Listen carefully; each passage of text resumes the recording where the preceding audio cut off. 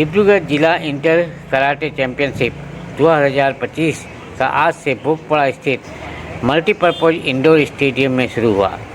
इस प्रतियोगिता में 19 कराटे संस्था के लगभग 400 खिलाड़ियों ने भाग लिया। इस प्रतियोगिता का उद्देश्य गांव इलाके में नई पीढ़ी को कराटे के अधिक प्रचार और साधना को लेकर राज्य सरकार की खेल का बढ़ावा देने के प्रति सहयोगिता करते हुए डिब्रूगढ़ जिला कराटे संस्था जनप्रिय करने में प्रयास में जुटी हुई है। নিজকে শাৰীৰিকভাৱে সক্ষম কৰি তুলিবৰ কাৰণে সমগ্ৰ শিক্ষাটো খুবেই প্ৰয়োজন হৈ পৰিছে বৰ্তমান সময়ত। আৰু অসম চৰকাৰে আপোনালোকে দেখিছে ইতিমধ্যে সাংস্কৃতিক পৰিক্ৰমা বিভাগৰ অধীনত ইতিমধ্যে আমাৰ MLA পুনাখন বৰুৱাৰ নেতৃত্বত চাবুৱাত এটা প্ৰশিক্ষণ শিবিৰো হৈছে চৰকাৰীভাৱে। আৰু লগতে ডাইৰেক্টৰ স্পৰ্টছ ইউথ পৰা অসম অলিম্পিক সন্থা বা অসম চৰকাৰৰ বিভিন্ন জিলাত কাৰ্যসূচী পাতি আহিছে। ঠিক সেইধৰণে আমাৰ মহাবিদ্যালয়বিলাকত বা বিশ্ববিদ্যালয়বিলাকত ইয়াত প্ৰশিক্ষণ প্ৰদান কৰি থকা হৈছে সমগ্ৰ ওপৰত।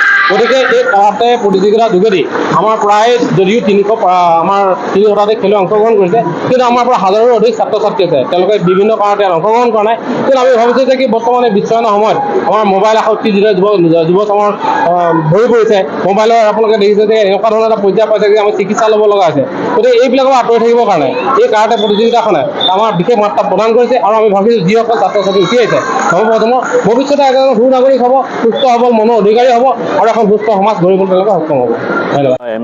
আমাৰ সদৌ অসম কাৰাটে সন্থাৰ তত্বাৱধানত ডিব্ৰুগড় কাৰাটে সন্থাৰ সৌজন্যত তথা ভোগপৰা চটকান কাৰাটে একাডেমীৰ সৌজন্যত আমি আজি দিনজোৰা কাৰ্যসূচীৰে আমি ডিব্ৰুগড় জিলা আন্তঃ ক্লাব কাৰাটে প্ৰতিযোগিতাখিনি অনুষ্ঠিত কৰিছোঁ। আজি এদিনীয়া কাৰ্যসূচী যিহেতু আমাৰ প্ৰায় 500 অধিক খেলুৱৈ আমাৰ একাডেমীৰ সকলৰ মাজত আছে, যদিও বহুতৰ এইটো সময়ত বহুতো পৰীক্ষা পৰা মুক্ত হৈ তেওঁলোকে বিভিন্ন ক'ৰবাত গৰম বন্ধ পায়, তেওঁলোকে ফুৰিবলৈ এনেকুৱা ধৰণৰ কিছু পৰিস্থিতি পৰি তেওঁলোকে খেলত অংশগ্ৰহণ আমাৰ বহুত কম খেলুৱৈ পাইছোঁ। বিগত বয়সত আমাৰ প্ৰায় 400-500 খেলুৱৈ অংশগ্ৰহণ কৰিছিলে। এইবাৰ আমাৰ প্ৰায় মাত্ৰ আমাৰ 300 অৰ্ধাধিক খেলুৱৈহে অংশগ্ৰহণ কৰিছে। সেইটো আমাৰ কাৰণে অলপ চিন্তাৰ বিষয় হৈ পৰিছে, যিহেতু এতিয়া বৰ্তমান ক'ভিডৰ দিনত আমাৰ সেই সময়ত যিমান সংখ্যক খেলুৱৈ অংশগ্ৰহণ কৰিছিলে, সেই সময়ত কি হৈছে তেতিয়া ঘৰত অনুশীলন কৰিবলৈ সময় পাইছিলে। এতিয়া স্কুলবিলাকতে পঢ়াৰ প্ৰেছাৰৰ পৰা আৰম্ভ কৰি টিউশ্যন এনেকুৱা প্ৰেছাৰ হৈছে আমাৰ ক্লাবত অনুশীলন কৰিবৰ কাৰণে খেলুৱৈসকলৰ সময় নোহোৱা হৈছে। গতিকে এইটো এটা প্ৰধান কাৰণ বুলি ক'ব পাৰি। আৰু এতিয়া আমাৰ একাডেমী যিহেতু আমাৰ 19টা একাডেমী আছে, তাৰ ভিতৰত আমাৰ 17টা একাডেমী আমাৰ এই খেলত অংশগ্ৰহণ কৰিছে। তথাপিও আমাৰ 300 খেলুৱৈ যে আমাৰ মাজত আহি আজি অংশগ্ৰহণ কৰিছে, তাৰ বাবে সকলো একাডেমী প্ৰশিক্ষক তথা একাডেমী বিষয়াসকলক এই চেগতে ধন্যবাদ জ্ঞাপন কৰিছোঁ। লগতে আমাৰ ভোগপৰা কাৰাটে একাডেমী যিখন বৃহত্তৰ ভোগপৰা কাৰাটে যিখন ৰাইজ স্বতঃস্ফূৰ্তভাৱে ওলাই আহিছে আমাৰ এই খেলত সকলোৰে লগত সহায় সহযোগিতা আগবঢ়াই খেলুৱৈসকলক সকলো সুবিধা কৰি দিয়াৰ কাৰণে এই চেগতে জিলা কাৰাটে সন্থাৰ ফালৰ পৰা তেওঁলোকক ধন্যবাদ তথা কৃতজ্ঞতা জ্ঞাপন কৰিছোঁ।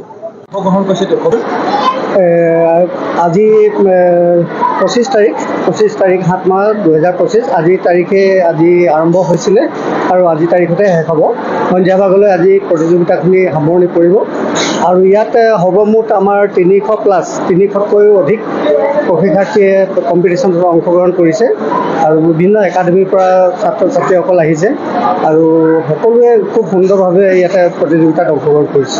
বিশেষকৈ গামন আছে নেকি? এইটো বৰ আনন্দৰ খবৰ বুলি ক'ব লাগিব ভোগপৰা অঞ্চলত, যিহেতু ভোগপৰা অঞ্চলত আজি ভালেমান কেইবছৰ আগৰ পৰা চটকাই কাৰাটে প্ৰশিক্ষণ আমাৰ কিশোৰ গগৈ আৰু মনোজ ফুকনৰ দ্বাৰা ইয়াতে অনুষ্ঠিত কৰা হৈ আছিল। তেতিয়া আমি চিন্তা চৰ্চা কৰিছিলোঁ যে গ্ৰাম্য অঞ্চলত আমি কেনেবাকৈ যদি আমাৰ কাৰাটে যিটো আমাৰ কম্পিটিশ্যন, সেই কম্পিটিশ্যন যদি আনিব পাৰোঁ, তেতিয়া জনসাধাৰণৰ মাজত সজাগতাটো খুব ভাল ধৰণে সজাগতা আহিব আৰু সকলোৱে নিজৰ ল'ৰা ছোৱালীক কাৰাটে এই চেম্পিয়নশ্বিপত অংশগ্ৰহণ কৰিবৰ কাৰণে ল'ৰা ছোৱালীক আগবঢ়াই লৈ আহিব পাৰিব।